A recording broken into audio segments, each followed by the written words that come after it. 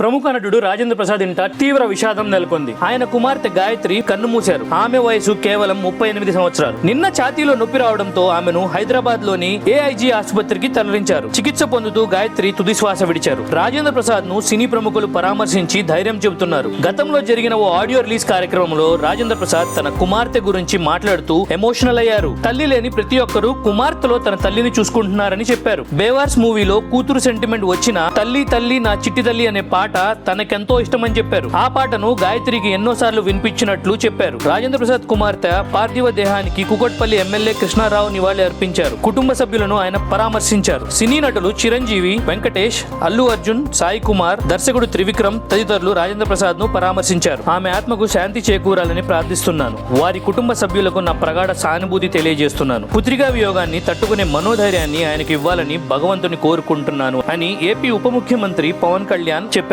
ఈ విషాద సమయంలో ఆ కుటుంబానికి నా ప్రగాఢ సానుభూతిని తెలియజేస్తున్నాను. గాయత్రి ఆత్మకు శాంతి చేకూరాలని దేవుణ్ణి కోరుకుంటున్నాను అని చంద్రబాబు సంతాపం తెలియజేశారు. నటుడు రాజేంద్ర ప్రసాద్ కుమార్తె గాయత్రి మృతి బాధాకరం. ఆమె ఆత్మకు శాంతి కలగాలని దేవుణ్ణి ప్రార్థిస్తున్నాను. కుటుంబ సభ్యులకు నా ప్రగాఢ సానుభూతి తెలియజేస్తున్నాను అని ఏపీ మంత్రి లోకేష్ చెప్పారు. నాకు అత్యంత ఆప్తులైన రాజేంద్ర ప్రసాద్ గారి కుమార్తె గాయత్రి మరణం చాలా విషాదకరం. వారి ఆత్మకు శాంతి చేకూరాలని ప్రార్థిస్తున్నాను. ఆయన కుటుంబ సభ్యులకు నా ప్రగాఢ సానుభూతిని తెలియజేస్తున్నానని ఎన్టీఆర్ గారు కూడా చెప్పారు.